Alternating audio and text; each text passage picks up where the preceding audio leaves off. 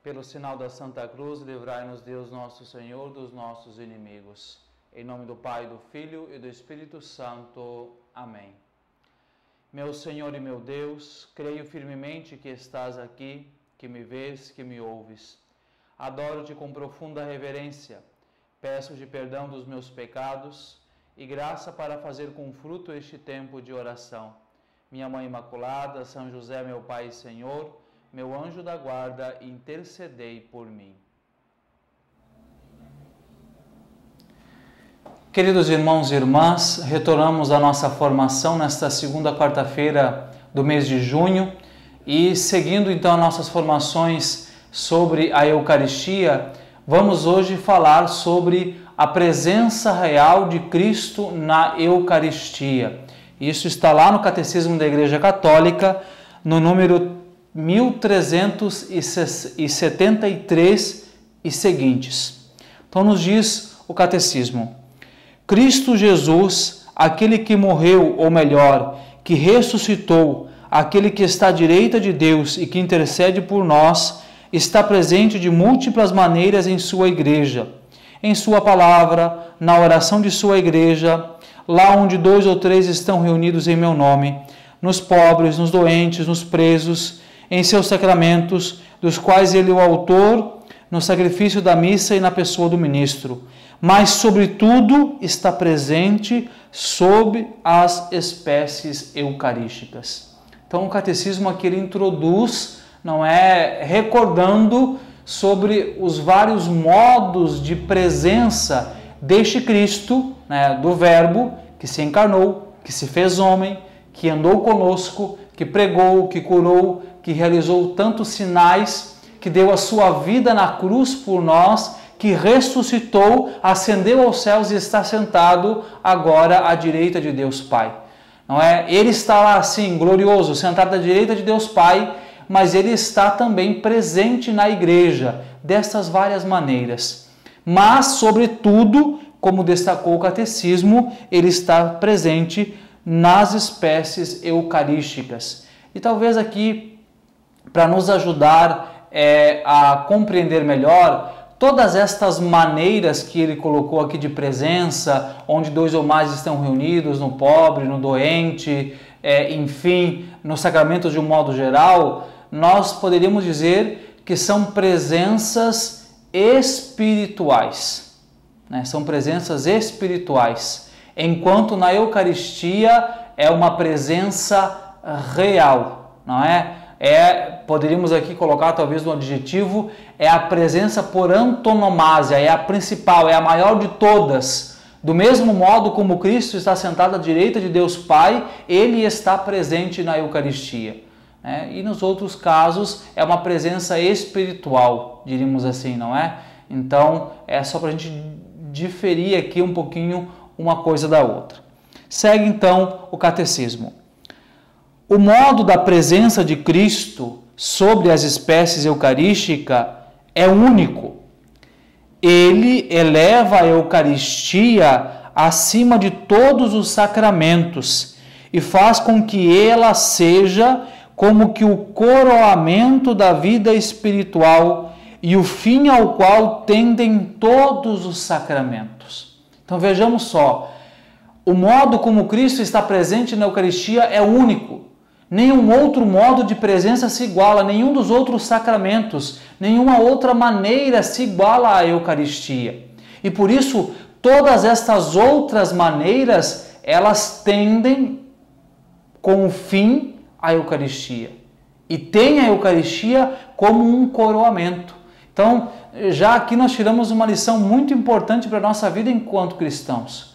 Tudo aquilo que nós somos, tudo aquilo que nós fazemos na nossa vida enquanto discípulos, enquanto cristãos, deve tender para a Eucaristia, deve nos levar para a Eucaristia, deve ser vivido em função da Eucaristia. Ou seja, é dizer o quê? Que a nossa vida ela é vivida em torno da Eucaristia. Por quê? Porque é a presença de Cristo entre nós. E se nós desejamos um dia estar eternamente com Deus, devemos buscar estar aqui na terra o mais próximos possíveis dele, e a maneira de estar o mais próximo possível dele é através da Eucaristia. No Santíssimo Sacramento da Eucaristia estão contidos verdadeiramente, realmente e substancialmente o corpo e o sangue, juntamente com a alma e a divindade de nosso Senhor Jesus Cristo, e por conseguinte o Cristo todo. Esta presença chama-se real, não por exclusão, como se as outras não fossem reais, mas por antonomasia, porque é substancial e porque por ela Cristo, Deus e homem, se torna presente por completo. Então aqui, este trecho do número 1374 do Catecismo condensa de uma maneira muito profunda a doutrina acerca da presença real de Cristo. Primeiro, compreender que na Eucaristia Jesus está verdadeiramente, realmente e substancialmente presente. Isso quer dizer o quê? Que não é um faz de conta, não é um talvez Jesus esteja ali. Ele está verdadeiramente, ele está de maneira real, ele está de maneira substancial. E ele está presente todo ali. Por isso, diz o Catecismo, em corpo, sangue, alma e divindade. O Cristo todo ali. Este mesmo Cristo que andou sobre a terra, este mesmo Cristo que está sentado à direita de Deus, glorioso, está ali na Eucaristia, sob as espécies do pão e do vinho. E ainda segue então o Catecismo dizendo que esta presença, ela não é real por exclusão, como se as outras presenças não fossem reais, né? A presença espiritual, como eu coloquei no início. Não, lá Jesus está presente, onde dois ou mais estão reunidos, Jesus está presente. Onde há um enfermo, um preso, um pobre, Jesus está presente. É Ele. Mas a presença na Eucaristia é por antonomasia. Por quê? Porque é uma presença substancial. Aqui talvez entre a diferença entre a presença espiritual e a presença na Eucaristia, que é a presença substancial, não é? Então, é ali que nós encontramos, é nessa realidade que nós encontramos a verdade acerca da Eucaristia. E o Catecismo ainda então segue, né, para nos ajudar a compreender melhor isso, dizendo: é pela conversão do pão e do vinho no corpo e no sangue de Cristo que este se torna presente em tal sacramento.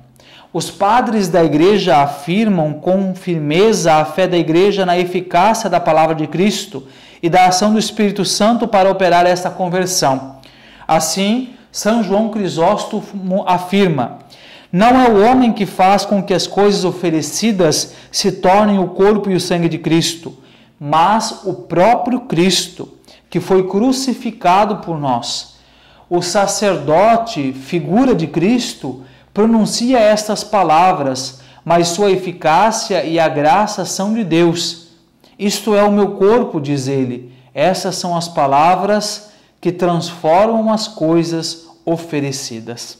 Então, quando se fala desse transformam as coisas oferecidas, ou seja, o que é oferecido? No ofertório nós ofertamos, entregamos a Deus o pão e o vinho, que serão transformados no corpo e no sangue de Cristo. Aqui entra aquilo que nós chamamos dentro da doutrina católica de transubstanciação. Então, é o que realiza, não é esta mudança de um pedaço de pão e um pouquinho de vinho em corpo e sangue de Cristo, é o que nós chamamos de transubstanciação, ou seja, onde há uma transformação na substância, naquilo que é essencial. Mas atenção, é uma transformação na substância, não na forma, não naquilo que nós chamamos de acidente. Por quê? Porque quando nós recebemos a Eucaristia, nós seguimos vendo um pedaço de pão e um pouco de vinho, nós seguimos sentindo o cheiro de pão e de vinho, nós seguimos sentindo a textura de pão e de vinho, nós continuamos sentindo o gosto, o paladar de pão e de vinho. Não é? Então, aquilo que é acidental, não é, continua ali. O gosto, a aparência ainda permanecem, mas a substância já não é mais a mesma, porque não é apenas pão, não é mais apenas vinho, mas o corpo e o sangue de Cristo. Então esta é a diferença que nós encontramos neste milagre, neste sinal onde se realiza a transubstanciação. Então quando o sacerdote, em nome da igreja e em obediência a Cristo, repete aquelas palavras de Cristo na última ceia, dizendo: isto é o meu corpo, isto é o meu sangue, comei, tomai e bebei, fazei isto em memória de mim. Ele está dizendo, ele, digamos assim, se empresta para Cristo, mas é Cristo mesmo que está transformando aquele pouquinho de pão e aquele pouquinho de vinho no seu corpo e no seu sangue. E quando isto acontece, repito, insisto, nós já não temos mais apenas um pouco de pão e um pouco de vinho, mas nós temos realmente o corpo e o sangue de Cristo. O Catecismo segue dizendo: o Concílio de Trento resume a fé católica ao declarar: por ter Cristo nosso Redentor dito que aquilo que oferecia sob a espécie do pão era verdadeiramente seu corpo, sempre se teve na Igreja esta convicção, que o Santo Concílio declara novamente: pela consagração do pão e do vinho, opera-se a mudança de toda a substância do pão na substância do corpo de Cristo nosso Senhor, e de toda a substância do vinho na substância do seu sangue. Esta mudança a Igreja Católica denominou-a com acerto e exatidão de transubstanciação. Então, a mudança no corpo e no sangue de Cristo, como já explicado, a transubstanciação. A presença eucarística de Cristo começa no momento da consagração e dura também enquanto subsistirem as espécies eucarísticas. Cristo está presente inteiro em cada uma das espécies e inteiro em cada uma das partes dela, de maneira que a fração do pão não divide o Cristo. Então aqui eu queria, nessas 5 linhas do Catecismo, encerrar nossa fala hoje sobre a presença real, mas destacando de maneira muito forte e importante isso que nos diz o Catecismo, não é? Então, a presença de Cristo, ou seja, se o sacerdote consagrou, transubstanciou o Espírito Santo através das palavras do sacerdote, realizou a transubstanciação, Cristo está ali enquanto aquelas espécies existirem. Então, a Eucaristia não é algo momentâneo, não é? Jesus vem e está ali um pouco, acabou a missa, Jesus não está mais. Essa é uma concepção protestante, isso é Lutero que implantou. Não, Jesus está na Eucaristia uma vez para sempre, enquanto aquilo ali subsistir. Não é? Então, para a gente parar e pensar, quando a gente recebe a Eucaristia, não é? E engole a hóstia, ela leva um tempo para ser digerida pelo nosso organismo como qualquer alimento. Então, neste tempo, nestes minutos, Jesus está ali dentro de você. Não é? E por isso que a igreja, ela guarda com tanto zelo e com tanto carinho aquilo que não é consumido do corpo e sangue de Cristo. No sacrário, a reserva eucarística, não é? Jesus está ali e pode-se ter passado 1 mês, 1 ano, 2 anos, Jesus continua ali. Enquanto aquelas espécies não forem consumidas, não deixarem de existir fisicamente, Jesus está ali. Por isso, inclusive, a igreja tem muito cuidado para que não haja uma profanação, não é? Porque se não houverem os devidos cuidados, não é? Quando se não acontece às vezes, né, quando entram, arrombam igrejas, roubam igrejas, não é? Espalham a Eucaristia pelo chão, há uma profanação. Por quê? Porque Jesus continua presente ali, no mesmo modo que ele estava presente naquele momento em que o sacerdote consagrou aquelas hóstias.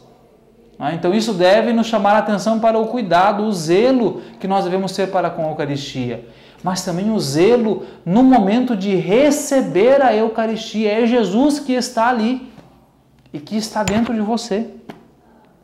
E o Catecismo então encerra dizendo que Cristo ele está presente inteiro em cada uma das espécies.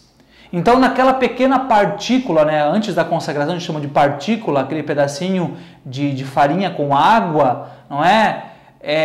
Aquela partícula depois da missa, depois da transubstanciação, Jesus todo está ali. Naquele pouquinho de vinho que está no cálice, Jesus todo está ali. E mesmo que a gente fracione num minúsculo pedaço, Jesus está ali de maneira igual. Então, por isso, às vezes, né, os fragmentos, por que a igreja tem tanto cuidado? Se usa o corporal sobre o altar, se cuida que as âmbulas onde estão as espécies do pão, o cálice onde está a espécie do vinho, permaneça ali, para que nada se perca. Por isso, todos nós devemos também ter um cuidado ao receber a Eucaristia. Vamos imaginar aqui, por exemplo, quando a Eucaristia é dada a um fiel e ele a recebe na mão, não é? Quando o ministro coloca a Eucaristia sobre a mão, se um pequeno fragmento é feito de farinha com água, um pequeno farelinho ficar ali, Jesus está ali totalmente presente como está lá no sacrário. Então, se a gente não cuida e bate a mão, enfia no bolso, faz qualquer outra coisa, cumprimenta uma pessoa, nós estamos correndo o risco de cometer uma profanação, porque é Jesus que está totalmente presente ali. Então, isso, meus irmãos, este ensinamento, ele existe para nos ensinar, nos recordar o zelo, o cuidado que nós devemos ter para com a Eucaristia. E eu insisto, né, aqueles que são nossos paroquianos aqui em Araruama, na Paróquia Nossa Senhora Aparecida, sabe quantas vezes eu insisto na missa, nos avisos, que nós temos cuidado no modo de receber a Eucaristia. Não é de qualquer jeito, não pode ser de qualquer jeito.